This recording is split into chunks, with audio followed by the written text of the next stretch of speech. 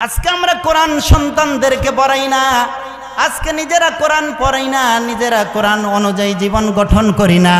কিন্তু আমি আপনাদের মাঝে ছোট্ট একটা ঘটনা তুলে ধরতেছি, ভালো করে লক্ষ্য করেন। আমেরিকার অনেকগুলো অঙ্গরাজ্য আছে।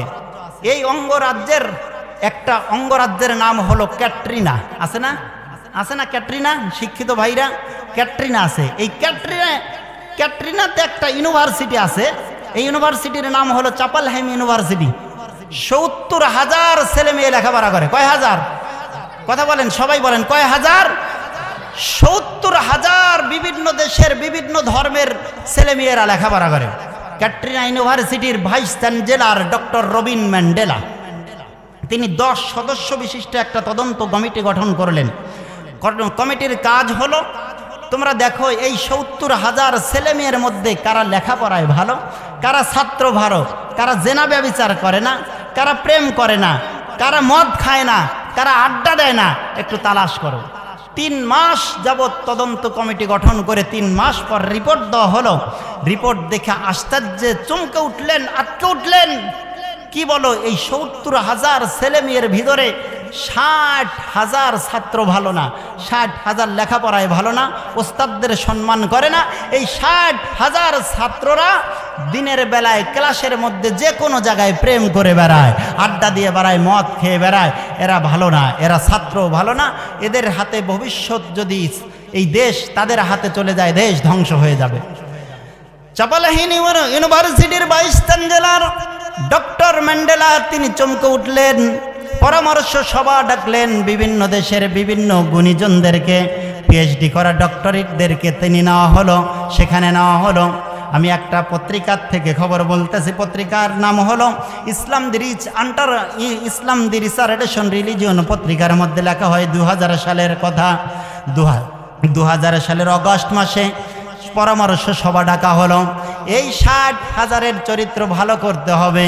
এই ৬০,০০০কে ভালো করার জন্য, এই ৬০,০০০ ছাত্রছাত্রীর চরিত্রকে ভালো করার জন্য, তাদেরকে পড়াশোনায় মনোযোগী হওয়ার জন্য তোমরা পরামর্শ দেয় কি করতে হবে। সারা পৃথিবীর থেকে লোক নেওয়া হলো, গুণীজনদেরকে নেওয়া হলো। বাংলাদেশ থেকেও দাওয়াত করা হয়েছিল, ভারত থেকে গিয়েছিল ডক্টর সুবিতি কুমার চট্টোপাধ্যায়, বাংলাদেশ থেকেও যাওয়া হয়েছিল। সম্ভবত আবুল কালাম আজাদ নাম, তাকে নেওয়া হয়েছিল। বিভিন্ন দেশের 1000 ডক্টর অফ ফিলোসফি করা লোক সেখানে উপস্থিত ছিলেন। বললেন 2 মিনিট করে সময় দেওয়া হবে। এই 2 মিনিটের মধ্যে তোমরা তোমাদের পরামর্শ দিবা কি করতে হবে। আমেরিকার ক্যাটরিনার সিটি মেয়র ডক্টর রোজারিও তিনি উঠে বললেন, এই ৬০,০০০-এর চরিত্রকে যদি ভালো করতে হয় উপন্যাস পড়াও। একজন সাংবাদিক বলে, অবজেকশন স্যার, উপন্যাস পড়ালে যদি ছাত্র ভালো হয় তাহলে ক্যাটরিনা ইউনিভার্সিটির ছাত্রছাত্রীরা উপন্যাস পড়ে, তারা চরিত্র হারিয়েছে কেন? বসে পড়লেন। আর একজন বলে, এদেরকে যদি ভালো করতে হয় ওল্ড টেস্টামেন্ট নিউ টেস্টামেন্ট পড়াও। আরেকজন বলে, objection, old testament new testament পড়লে যদি তাদের চরিত্র ভালো হয় তাহলে এই ৭০,০০০-এর মধ্যে খ্রিস্টান আছে, তাদের চরিত্র হারালো কেন? আরেকজন বলে, ওই যে ভারতের ডক্টর সুবিতি কুমার চট্টোপাধ্যায় তিনি বললেন, এই ৬০,০০০-এর চরিত্রকে যদি ভালো করতে হয় তাহলে এদেরকে গীতা পড়াও, বেদ পড়াও, বেদান্ত পড়াও। আর একজন বলে, স্যার বেয়াদবি মাফ করবেন, গীতা বেদ বেদান্ত পড়লে যদি ৬০,০০০-এর চরিত্র ভালো হয়, ভারত চরিত্র হারিয়েছে কেন? ভারতেও তো ধর্ষণ হয়। কোনো কথা বললেন না, বসে পড়লেন। এবার বলে, আর কে আছে পরামর্শ দাও। কেউ কথা বলে না। এক পর্যায়ে ডক্টর ম্যান্ডেলা তিনি বললেন, আমি একটা কথা বলবো। আমার এই কথা বলার পরে আপনারা হয়তো আমার দিকে বড় বড় চোখ করে তাকাবেন, কিন্তু আসল সত্যটা না বলে আমি পারছি না। এই ৬০,০০০-এর চরিত্রকে যদি ভালো করতে হয়, এই ৬০,০০০-এর হাতে কোরআনুল কারীম তুলে দিতে হবে। তাও আল্লাহু আকবার কয় না রে, জোরে কোন আল্লাহু আকবার। বললে এই ৬০,০০০-এর হাতে কোরআনের কপি তুলে দিতে হবে। কারণ হলো, আমি খোঁজ নিয়ে দেখেছি, আমার 10 সদস্য বিশিষ্ট টিম তদন্ত সংস্থা রিপোর্ট দিয়েছে। 3 মাস যাবৎ তারা তদন্ত করেছে। 3 মাস পরে আমাদেরকে রিপোর্ট দিয়েছে যেই 10,000 ছাত্র ছাত্রীর চরিত্র ভালো, এই যে 10,000 ছাত্র ছাত্রী ভালো যারা পড়াশোনা করে, জেনা ব্যভিচার করে না, এরা আর কেউ নয়, এরা হলো মুসলমান। অবাক হয়ে গেলেন, কি বলে? আমরা গোপনে খোঁজ নিয়েছি, ডক্টর রবিন ম্যান্ডেলা এই যে 1000 ডক্টর অফ ফিলোসফি করা লোকদের মধ্যে মাদ্রাসার একটা কাহিনী তিনি তুলে ধরলেন। আপনারা কি সেই কাহিনী শুনবেন নাকি? শুনবেন? একটা কাহিনী তুলে ধরলেন। তিনি বললেন, মাদ্রাসার একজন ছাত্র, আমি ছাত্রর নামটা পরে বলতেছি, আপনাদের কাছে ছাত্র বিষয়ে প্রশ্ন করব, দেখি উত্তর দিতে পারেন কিনা। মাদ্রাসার একটা ছাত্রের কাহিনী তুলে ধরলেন। ডক্টর রবিন ম্যান্ডেলা বললেন, মাদ্রাসার একজন ছাত্র মাদ্রাসায় যায়, প্রতিদিন হাদিস শরীফ নিয়ে যায়, তাফসির নিয়ে যায়, তাফসিরে কাশাফ, তাফসিরে বাইজাবি নিয়ে মাদ্রাসায় যায়। প্রতিদিন মাদ্রাসায় যায়, যেই রাস্তা দিয়ে মাদ্রাসায় যায় ওই রাস্তার মধ্যে ওই এলাকার ওই দেশের প্রেসিডেন্টের মেয়ের বা প্রেসিডেন্টের বাড়ি, প্রেসিডেন্টের মেয়ে প্রতিদিন জানালা দিয়ে ছাত্রের দিকে তাকায়া দেখে 18-19 বছরের যুবক, সুদর্শন যুবক, এইমাত্র ছোট ছোট দাড়ি উঠতেছে, অত্যন্ত সুদর্শন দেখতে। এই যুবককে দেখে তার প্রেমে পড়ে গেল। তার বাড়িতে তিনি কাজের মেয়ে, তাকে ডেকে বললেন, ওই ছাত্রকে আমার কাছে ডেকে নিয়ে আসবা, যদি না আসে এই ছাত্রকে বলবা আমার ম্যাডাম একটা মাসআলা জিজ্ঞাসা করবে, এই মাসআলা না জানার কারণে আমার ম্যাডাম বড় গুনাহের মধ্যে লিপ্ত আছে। ছাত্রকে যখন ডাক দিলেন, ছাত্র মাদ্রাসায় যাচ্ছে বিভিন্ন তাফসীর গ্রন্থ নিয়ে। ডক্টর রবিন ম্যান্ডেলা বলে, এই ছাত্রকে ডাক দিলেন, যে ছাত্রকে ডাক দিলেন, হুজুর আমার বাড়িতে আসেন, ভাই আমার বাড়িতে আসেন, ম্যাডাম আপনাকে ডাকতেছে। ঘড়ির দিকে তাকিয়ে বলেন, আজকে মাদ্রাসায় যেতে দেরি হয়ে গেছে, অনেক পরে, অনেক দেরি হয়ে গেছে, ঠিক আছে অন্য দিন যাব। বলে না, আমার ম্যাডাম একটা মাসআলা জিজ্ঞাসা করবে, এই মাসআলা না জানার কারণে ম্যাডাম গুনাহের মধ্যে লিপ্ত আছে, বিভিন্ন গুনাহ করে চলছে। গুনাহের কথা শুনে ছাত্র চমকে উঠলেন, বাড়ির ভিতরে প্রবেশ করলেন। প্রবেশ করার পরে বুঝতে পারলেন তাকে পরিকল্পিতভাবে ডাকা হয়েছে। ভিতরে একটা রুমে প্রবেশ করালেন। মাদ্রাসা ছাত্র ছটফট করে, ম্যাডাম আসে না। দীর্ঘ সময় পরে অর্ধ উলঙ্গ ৮-৭ পোশাক পরে ম্যাডাম রুমের মধ্যে প্রবেশ করলেন। মাদ্রাসা ছাত্র নিচের দিকে তাকালেন।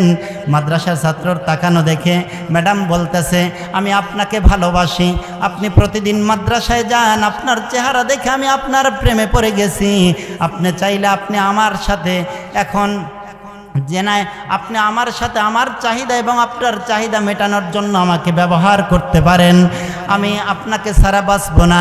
আমি আপনার সাথে এই মিলনী, আপনার সাথে মিলিত হওয়ার জন্য আমি আপনাকে ডেকেছি। বলেন আপনি কি বলেন?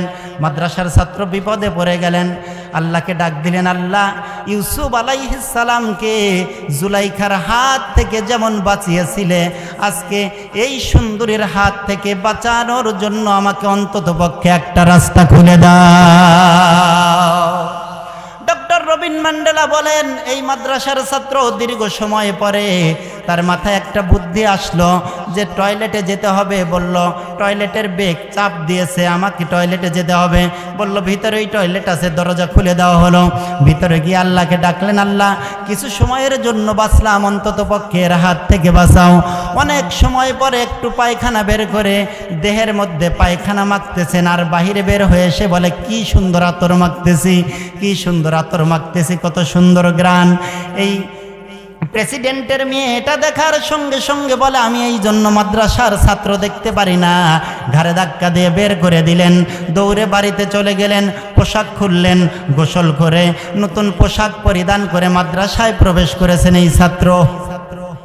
ডক্টর রবিন ম্যান্ডেলা বলেন, এই ছাত্র যখন মাদ্রাসায় প্রবেশ করলেন, ওই সময় মাদ্রাসার হাদিস শিক্ষক, যিনি মুহাদ্দিস হাদিস পড়াচ্ছিলেন, তিনি বললেন, কেরে প্রতিদিন তুই মাদ্রাসায় দেরিতে আসিস, আজকে আরও অনেক বেশি দেরি হয়ে গেছে, কেন প্রতিদিন তোমার কেন মাদ্রাসায় আসতে দেরি হয়ে যায়? তোর কারণে এই মাদ্রাসার অন্যান্য ছাত্রগুলো দেরিতে আসবে, খারাপ হয়ে যাবে, বল আমাদেরকে যদি ভালো না লাগে ট্রান্সফার করে অন্য মাদ্রাসায় তোকে পাঠিয়ে দেই বল। ছাত্র কোনো কথা বলে না, নিচের দিকে তাকায়া বলে, দুই চোখের পানি ছেড়ে দিয়ে বলে, হুজুর আপনাদেরকে পেয়ে আমি ধন্য হয়েছি, আমাকে এই মাদ্রাসা থেকে অন্য মাদ্রাসায় দিবেন না, ট্রান্সফার করে দিবেন না। তাহলে কেন প্রতিদিন দেরি করে আসিস, আজকে কেন বেশি দেরি হয়েছে বল। ছাত্র কোনো কথা বলে না, নিচের দিকে তাকায়া দুই চোখের পানি ছেড়ে দিয়েছে। নিয়ে গেলেন মাদ্রাসার মুহতামিম শিক্ষকের কাছে, প্রিন্সিপাল হুজুরের কাছে নিয়ে গেলেন। হুজুর প্রতিদিন ছাত্র দেরি করে আসে, আজকে আসতে আরো বেশি দেরি হয়েছে। প্রশ্ন করলে উত্তর দেয় না। হুজুর বলে, কি জন্য তোর এত দেরি হয়ে যায়? মাদ্রাসার ছাত্র বলে, হুজুর আমি যখন প্রতিদিন মাদ্রাসায় আসার জন্য বাড়ি থেকে রওনা দেই, আমার মা বাড়ির থেকে বের করে দিয়ে পথ তাকিয়ে থাকে, আমি দেখতে পাই আমার আম্মার চোখের আড়াল যখন হয়ে যায়, আকাশ থেকে এক ঝাঁক পাখি আমার কাছে চলে আসে, যেই পাখিগুলো দেখতে ধরতে ইচ্ছা করে, চুমু দিতে ইচ্ছা করে, ভালোবাসতে ইচ্ছা করে, এই পাখিগুলো আমার পায়ের নিচে ডানা বিছিয়ে দেয়। এই পাখির ডানার উপর পা দিলে ডানা ভেঙে যেতে পারে, এই জন্য পাখির ডানাগুলো সরিয়ে সরিয়ে মাদ্রাসায় আসতে প্রতিদিন আমার দেরি হয়ে যায়। মুহতামিম হুজুর অবাক হয়ে গেলেন, সারা জীবন মাদ্রাসায় পড়িয়েছি, ওয়াইনাল মালাইকাতি লাতাদাউ আজমিআদাহা বিদাল্লি তালিবিল ইলম। তালিবে ইলম যখন মাদ্রাসায় শিক্ষা অর্জনের জন্য, ইলম অর্জনের জন্য বের হয়ে যায়, আকাশ থেকে রহমতের ফেরেশতারা এসে তার পায়ের নিচে নূরের পাখা বিছিয়ে দেয়। আমি শুধু হাদিসে পড়িয়েছি, আজকে বাস্তব চেহারার লোক তো দেখছি। কেরে আজকে তুই কেন এত দেরি করলি বল? মাদ্রাসার ছাত্র বলে, হুজুর আজকে প্রেসিডেন্টের মেয়ে তান্দালিন আর প্রেসিডেন্টের মেয়ে প্রিন্সেস জেবার খপ্পরে পড়ে গিয়েছিলাম। এই প্রিন্সেস জেবা আমাকে কৌতূহলবশত রুমের মধ্যে আটকায়া তার মনের চাহিদা পূরণ করতে চেয়েছিল। তার হাত থেকে বাঁচার জন্য দীর্ঘ সময় ছটফট করে পায়খানা গায়ে মেখে এরপরে বাড়িতে গিয়ে পোশাক পরিবর্তন করে গোসল করে আসতে অনেক দেরি হয়ে গেছে। ওই মাদ্রাসায় 60,000 ছাত্র লেখাপড়া করত। মাদ্রাসার ফিলের মধ্যে সব ছাত্ররে ডাক দিলেন মুহতামিম হুজুর। ছাত্রদেরকে ডাক দিয়ে বললেন, তোরা জান্নাতি মানুষ দেখবি কিনা দেখ। একটা বেঞ্চের উপর ছাত্রকে দাঁড় করালেন, দাঁড় করিয়ে বলেন, ও আমার ছাত্র, আজকে যুবতীর হাত থেকে বাঁচার জন্য নিজের পায়খানা গায়ে মাখছিস, আল্লাহর কসম করে বলি তোর গায়ের থেকে জান্নাতুল ফেরদাউসের শুকরান পাওয়া যায়। এই ছাত্রটা আর কেউ নয়, এই ছাত্রটার নাম হলেন ইমাম গাজ্জালি। বলি সুবহানাল্লাহ ওয়া বিহামদি। এরকম ছাত্র তৈরি করতে পারে একমাত্র মাদ্রাসা, ঠিক কি না? ডক্টর রবিন ম্যান্ডেলা বলে, এরকম একটা ঘটনা খ্রিস্টানদের ধর্মগ্রন্থ, ধর্মীয় যাজকরা যারা আছেন একটু বলে দেন, হিন্দুদের মধ্যে থেকে দেখায় দেন, খ্রিস্টানদের মধ্যে থেকে দেখান, ইহুদিদের মধ্যে থেকে দেখান, পারবেন না। সুতরাং আমি রবিন ম্যান্ডেলা বলতেছি, এই 10,000-এর চরিত্র যদি ভালো করতে চাও, এই 10,000-এর হাতে কোরআনুল কারীম তুলে দিতে হবে। পাশ হয়ে গেল, কোরআন তুলে দিবা। 10টা সূরা একত্রিত করে এটার ইংরেজিতে ট্রান্সলেট করে ছাত্র ছাত্রীদের হাতে তুলে দেওয়া হলো। কিছু লেখা আছে নাকি? ছাত্র ছাত্রীদের হাতে তুলে দেওয়া হলো, লেখা হলো, এর উপরে লেখা হলো কসমোলজিক্যাল ইভলিউশন। উপরে লিখে দেওয়া হলো কোরআনুল কারীম না, লেখা হলো কসমোলজিক্যাল ইভলিউশন। তার মানে কি? মহাজাগতিক রহস্যমালা। কি বাংলা অর্থ হলো মহাজাগতিক রহস্যমালা। শুরুতেই ভূমিকাতে কোরআনের একটা আয়াত তুলে ধরা হলো, সূরা ইউনূসের একটা আয়াত দেওয়া হলো, ওমাইয়াযুব আর রাব্বিকা মিন মিসকালি যাররাতিন ফিল আরদি ওয়ালা ফিস সামা ওয়ালা আসগর মিন যালিক ওয়ালা আকবার ইল্লা ফি কিতাবিম মুবিন। বলি আল্লাহু আকবার। আল্লাহ তাআলা বলেন মহাকাশ এবং জমিনের মধ্যে বৃহত্তম এবং ক্ষুদ্রতম কোনো এক সাইড বাদ দেওয়া হয় নাই। সব বিষয়গুলো আমি আল্লাহ রাব্বুল আলামিন কোরআনুল কারীমের মধ্যে তুলে ধরেছি। তাও সুবহানাল্লাহ কইল না রে মুসলমান, জোরে কোন সুবহানাল্লাহ। এটা বিজ্ঞানের যুগ, কোরআনের একটা বিজ্ঞান আমি আপনাদের মাঝে তুলে ধরতেছি। একটা বিজ্ঞান আপনাদের মাঝে তুলে ধরে ভালো করে লক্ষ্য করেন। 1970 সালে, কত সাল? 1970 সাল আমেরিকার একজন প্রখ্যাত বিজ্ঞানী ডক্টর মাইকেল জেমস হার্ট, মনে রেখে দেন, এগুলো পাবেন কোথায়? এগুলো আমি পড়াশোনা করি। ডক্টর মাইকেল জেমস হার্ট, যার চিকিৎসা বিজ্ঞানে কোনো ব্যর্থতা নাই, যেখানে হাত দিয়েছেন সেখানেই সফল, যে জায়গায় হাত দিয়েছেন সেখানেই সফল। তার কোনো জীবনে কোনো ব্যর্থতা নাই। যে রোগের চিকিৎসার জন্য হাত দিয়েছেন সেই রোগের ঔষধই তিনি আবিষ্কার করে দিয়েছে। আল্লাহু আকবার কবেন না?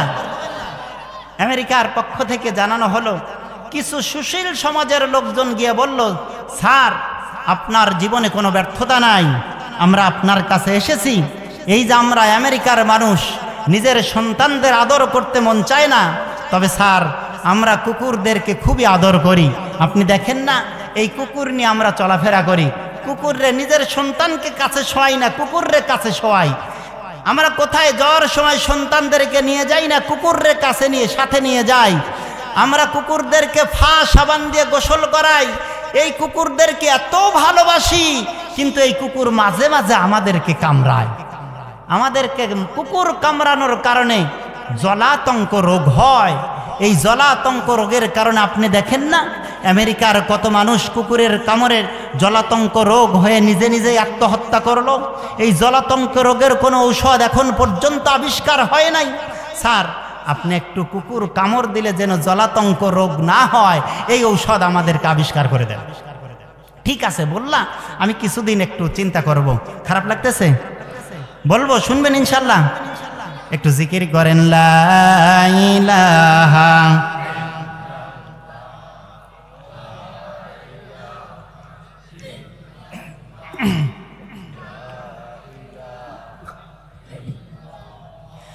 লা ইলাহা ইল্লাল্লাহু মুহাম্মাদুর রাসূলুল্লাহ সাল্লাল্লাহু আলাইহি ওয়াসাল্লাম। কুকুরের কামড়ে জলাতঙ্ক রোগ যেন না হয়, পাশ থেকে আওয়াজ দেন না, আলোচনার মনোযোগ নষ্ট হয়ে যায়। জলাতঙ্ক রোগ যেন না হয়, আপনি একটু এই রোগের ঔষধ আবিষ্কার করে দেন। ডক্টর মাইকেল জেমস হার্ট বললেন, ঠিক আছে, আমি একটু চিন্তা করে দেখব। তার কিছুদিন পর আমেরিকার সরকারের পক্ষ থেকে বলা হলো, আপনি যা চান সব কিছু সরকারের পক্ষ থেকে সাপোর্ট দিবে। আপনার যা কিছু দরকার হয় আমেরিকার সরকার দিবে। আপনি একটু গবেষণা করে দেখেন, কুকুর কামড় দিলে জলাতঙ্ক রোগ হয়, এই রোগের চিকিৎসার ঔষধ পাওয়া যায় কিনা। যেদিন থেকে সাপোর্ট দেওয়া হলো, আমেরিকার আকাশ বাতাস, এমনকি আমেরিকার সরকারের কাছ থেকে এটা দাও সেটা দাও, তার ল্যাবরেটরিতে যা মনে চায় তাই দিল। পৃথিবীর এমন কোনো জায়গা নাই যে জায়গায় তিনি সফর করেন নাই। উপরে কি আছে, নিচে কি আছে, মাটির নিচে কি আছে, সমুদ্রের উপরে কি আছে, সমুদ্রের নিচে কি আছে, সব কিছু তিনি গবেষণা করলেন। এরকম গবেষণা করতে করতে একটা দুই দিন নয়, 20 বছর পার হয়ে গেল। কুকুর কামড় দিলে যে জলাতঙ্ক রোগ হয়, এই জলাতঙ্ক রোগের ভ্যাকসিন আবিষ্কার করতে তিনি পারলেন না। আমার উপস্থিত হাজারিন, তিনি সংবাদ সম্মেলন করলেন। সাংবাদিক সম্মেলন করে বললেন, গড চায় না আমরা কুকুর পালি, আমার জীবনে চিকিৎসা বিজ্ঞানে কোনো ব্যর্থতা নাই। আমি দেখতে পেলাম আমি পৃথিবীর কোথাও কুকুর কামড় দিলে যে জলাতঙ্ক রোগ হয়, এই রোগের ঔষধ আমি পৃথিবীর কোথাও পেলাম না। সুতরাং গড চায় না কুকুর সঙ্গে রাখি, তোমরা কুকুরকে দূরে সরিয়ে দাও। এ কথা বলার পরে আমেরিকার লোকজন বলল, এই বেটা ভণ্ড, কুকুর ছাড়া আধুনিক যুগে চলে না, সুতরাং বেটাকে পরিত্যাগ কর। এই বেটাকে নিয়ে বিভিন্ন ট্রোল করা শুরু করে দিল। ডক্টর মাইকেল জেমস হার্ট চিন্তা করলেন, আমার মনে হয় মানুষের মাঝে আর মুখ দেখানো হবে না, না হয় নিজে নিজে আত্মহত্যার পথ বেছে নিতে হবে, তা না হলে আমাকে ঘরে বন্দি হতে হবে, নিজে বন্দি থাকতে হবে। এই চিন্তা করে আর মনে মনে ভাবে, গড আমাকে বাঁচাও। এটা বলে একদিন আমেরিকার নিউ ইয়র্ক সিটি দিয়ে যাচ্ছেন, হঠাৎ করে নিউ ইয়র্ক সিটি জামে মসজিদ থেকে শুক্রবারের দিন জুমার বয়ানে ইমাম সাহেব, খতিব সাহেব তিনি বয়ান করতেছিলেন, সর্বকালের সর্বযুগের সেরা চিকিৎসা বিজ্ঞানী হলো মুহাম্মাদুর রাসূলুল্লাহ সাল্লাল্লাহু আলাইহি ওয়াসাল্লাম। ডক্টর মাইকেল জেমস হার্ট গাড়ি থামালেন, অবাক হয়ে গেলেন। আমরা মনে করতাম মুহাম্মদ তিনি শুধু যুদ্ধবাজ, তিনি মনে হয় এগুলো কিছুই জানেন না। খতিব সাহেব বয়ান করতেছিলেন, আকাশে কয়টা নক্ষত্র আছে, কয়টা গ্রহ আছে, কয়টা উপগ্রহ আছে, এইগুলো বয়ান করতেছেন, নবীজির চিকিৎসা বিজ্ঞান নিয়ে আলোচনা করতেছেন। ডক্টর মাইকেল জেমস হার্টের বড়ই ভালো লাগতেছিল। বয়ান শেষ হয়ে গেল, বলল আগামী জুমায় আবার আমি এই বয়ান থেকে শুরু করব। মাইকেল জেমস হার্ট বাড়িতে চলে গেলেন, পাঞ্জাবি পায়জামা বানালেন, পোশাক বানিয়ে পরের জুমায় মসজিদের সামনের কাতারে বসলেন, টেপ রেকর্ডার নিয়ে আসছিলেন, অন করে দিলেন, তিনি শুনতেছিলেন। রাসূলের চিকিৎসা বিজ্ঞানের উপর তিনি আলোচনা শুনলেন। শোনার পরে জুমার নামাজের পূর্বে বেরো হয়ে যাবে, হঠাৎ করে একজন বলল, ডাক্তার জি বুঝি আপনি আমাদের বয়ান শোনার জন্য এসেছেন? তিনি বললেন, আহারে ধরা পড়ে গেছি, বাড়িতে চলে গেলেন। একদিন 2 দিন নয়, 6 মাস পর্যন্ত বয়ান শুনলেন। 6 মাস পরে চিন্তা করলেন, বিশ্বনবীর চিকিৎসা বিজ্ঞান শুনলাম দীর্ঘ 6 মাস খতিব সাহেবের মুখে, আমার কাছে মনে হলো আমি তার ছাত্র হয়ে গেছি। খতিব সাহেব তিনি এত জানে কোথার থেকে, আর বিশ্বনবীর কথা বলে, যেই নবী এত চিকিৎসা বিজ্ঞান কেমনে দিলেন?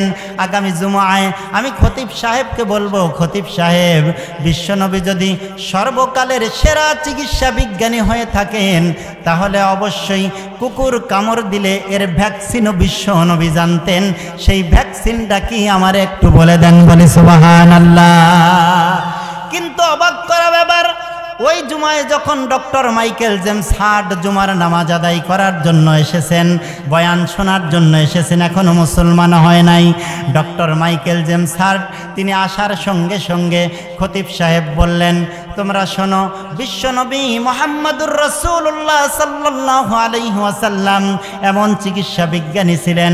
তার কাছে এক সাহাবী আসলেন, এসে বলল, ইয়া রাসূলুল্লাহ, আমরা গরিব মানুষ, আমাদের ঘরের চারপাশের দেওয়ালগুলো ভাঙ্গা, এই দেওয়ালের এক সাইড দিয়ে কুকুর ঢুকে আর এক সাইড দিয়ে বের হয়ে যায়, আমরা মেরামত করার টাকা পয়সা নাই, আমাদের কাছে এরকম অর্থ সম্পদ নাই মেরামত করতে পারবো।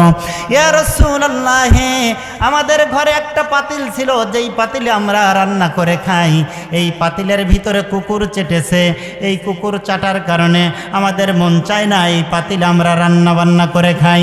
বিশ্বনবী কেমন চিকিৎসা বিজ্ঞানী ছিলেন? নবীজি বললেন, পাতিলটা আমার কাছে নিয়ে আসো। নবীজি তার কাছে পাতিলটা নিয়ে আসা হলো। নবীজি পাতিলটাকে তার সামনে ধরলেন, ধরে বললেন, ইন্নী আরা মালা তারাওনা, ও সাহাবীরা শোনো, আমি যা দেখি তোমরা তা দেখতে পাও না। আমি বিশ্বনবী দেখতেছি, এই পাতিলে কুকুর মুখ দিয়ে চেটেছে, কুকুরের বিষাক্ত লালা এই পাতিলের মধ্যে লেগে আছে। এই পাতিলে যদি তোমরা রান্না করে খাও, তাহলে তোমাদের জলাতঙ্ক রোগ হবে, যেই রোগের চিকিৎসা না করতে পারলে তোমরা মৃত্যুবরণ করবে, আত্মহত্যার পথ বেছে নেবে। সুতরাং আমি দেখতে পাচ্ছি এই পাতিলের মধ্যে কুকুরের বিষাক্ত লালা আছে। ডক্টর মাইকেল জেমস অবাক হয়ে গেলেন, যেই কুকুরের বিষাক্ত লালা ইলেকট্রিক মাইক্রোস্কোপ ছাড়া দেখা যায় না। বিশ্বনবী কেমন চিকিৎসা বিজ্ঞানী ছিলেন, কেমন তার চোখ ছিলেন, তিনি কেমন করে এটা দেখতেছেন। আল্লাহু আকবার কবেন না?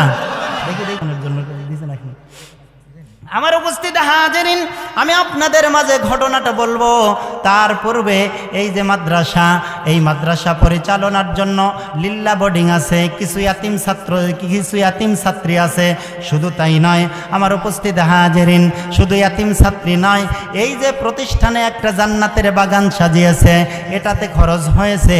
আবার আমাদেরকে দাওয়াত করেছেন হাদিয়া হিসেবে আমাদেরকেও খুশি করার জন্য কিছু দিয়ে দিবেন। এজন্য আপনারা কে আছেন একটু ভালো কাজে সহযোগিতা করার জন্য এই মাদ্রাসায় দান করবেন। এই যে প্যান্ডেলের খরচ হয়েছে এতে কিছু সহযোগিতা করবেন। এমন কোন লোক আছেন? আমি দেখতে চাই আল্লাহ রাব্বুল আলামিনের কাছে আপনাদের জন্য তো প্রাণ খুলে দোয়া করে দেব। আপনার এই দানটা, আপনার এই ত্যাগটা কখনো বিফলে যাবে না। আপনার নাম শুনছেন, বর্তমান শিক্ষিত সমাজ ভারতের অন্যতম কণ্ঠশিল্পী ছিলেন জুনায়েদ জামশেদ। নাম শুনছেন অনেকে, এগুলো হুজুররা পড়ে। জুনায়েদ জামশেদ একদিন তিনি তাবলিগের বয়ানে শুনলেন, আমার এই পথটা, গানের পথটা ভালো পথ নয়, এ পথটা ভালো পথ নয়, এই পথ ছেড়ে আসতে হবে। জুনায়েদ জামশেদ চিন্তা করলেন, জীবনে গান গেয়ে বহু টাকা কামাই করেছি, এই টাকাগুলো কি করব? এটা তো হারাম উপার্জনের কামাই। সব টাকাগুলো আল্লাহর রাস্তায় খরচ করে দিলেন। তওবা করে তিনি ফিরে আসলেন ইসলামের দিকে। একদিন পকেটে 500 টাকা নিয়ে স্ত্রীর হাতে তুলে দিয়ে বললেন, ওগো আমার প্রিয়তমা স্ত্রী, আমার কাছে এই 500 টাকাই আছে, এছাড়া আর কোনো কিছু আমার কাছে নাই। আমি তোমাকে আর কোনো কিছুই দিতে পারবো না। আমার জীবনের সব সম্পদ আমি আল্লাহর রাস্তায় খরচ করে দিয়েছি, আমি কিন্তু এখন গরিব মানুষ হয়ে গেছি। স্ত্রী বললেন, প্রাণের স্বামী আমার, আপনি মন খারাপ করবেন না। আল্লাহ রাব্বুল আলামিন যেহেতু যে ব্যক্তি দান করে, আল্লাহ রাব্বুল আলামিন মাসালুল্লাযীনা ইউনফিকুনা আমওয়ালাহুম ফি সাবিলিল্লাহ কামাসালি হাব্বাতিন আম্বাতাত সাবআ সানাবিলা ফি কুল্লি সুমবুলাতিন মিয়াতু হাব্বা। আল্লাহ তাআলা দানকে 7 গুণ থেকে 700 পরিমাণ বৃদ্ধি করে দেয়। ওগো আমার প্রিয়তম স্বামী, আল্লাহ রাব্বুল আলামিন আপনাকে এর প্রতিদান দিবে। এই বলে আপনি মন খারাপ করবেন না।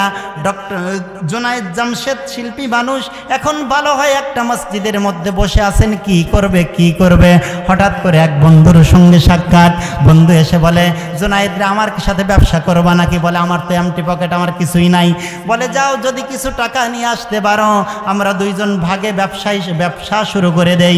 এই ব্যবসায় যা লাভবান হবে, আমরা এই লাভবান অংশ থেকে আমরা 3 ভাগ করব। 1 ভাগ আল্লাহর রাস্তায় খরচ করব, আর 2 ভাগ সমান সমান বিলিয়ে নেব।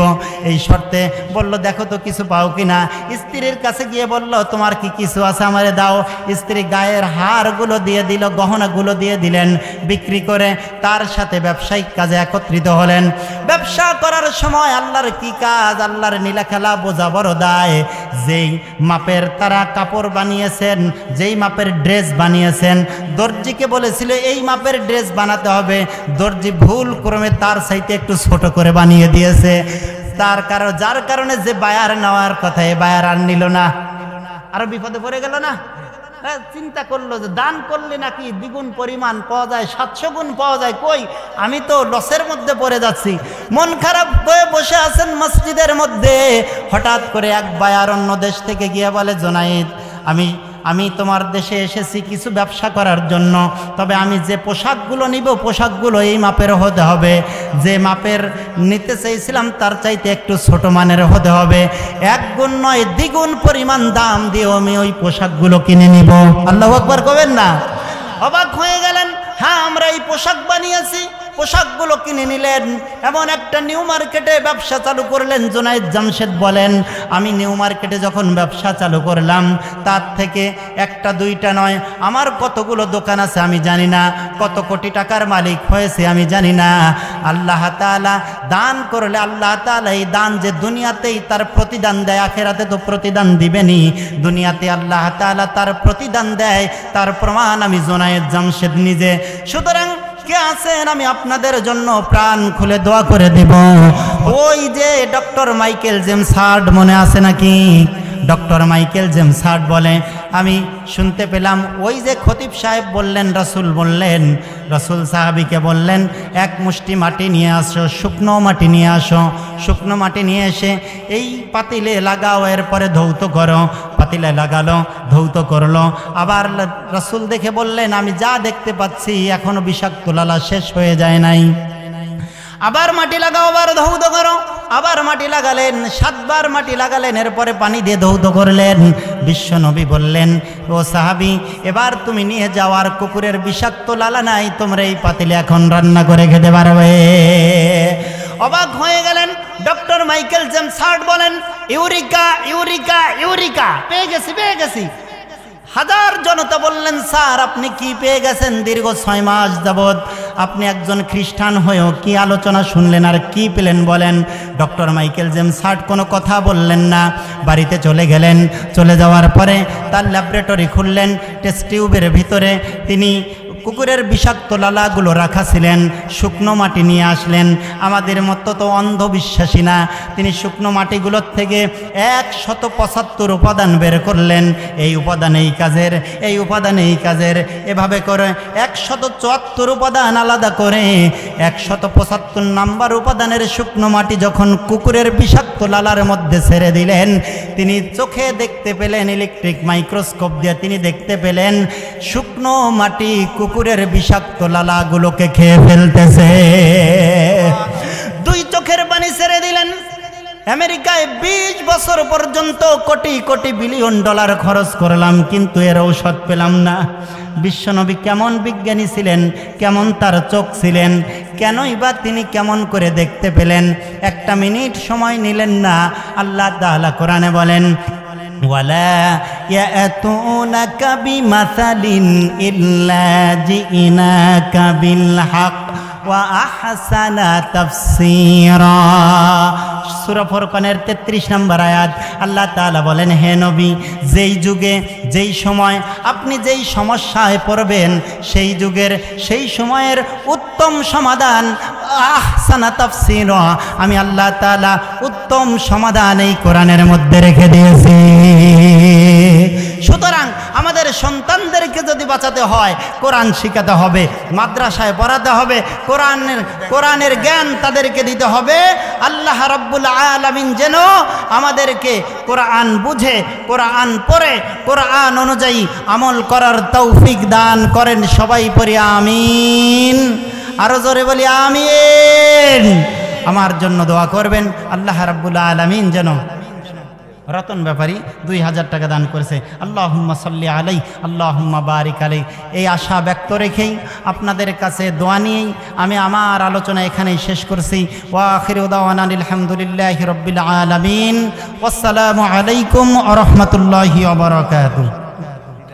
দিদার হোসেন 500 টাকা। আল্লাহুম্মা সাল্লি আলাই, আল্লাহুম্মা বারিক আলাই। আলহামদুলিল্লাহ, আলহামদুলিল্লাহ, আলহামদুলিল্লাহ, জাযাকাল্লাহ। কোরআন ও হাদিস এবং বর্তমান বিজ্ঞানের আলোকে আমাদের গুরুত্বপূর্ণ আলোচনা নসিহত শোনাইলেন মুস্তার বুজুর্গ।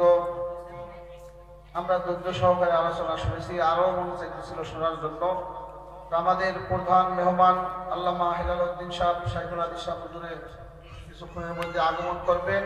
এর পূর্বেই আমাদের অত্র এলাকার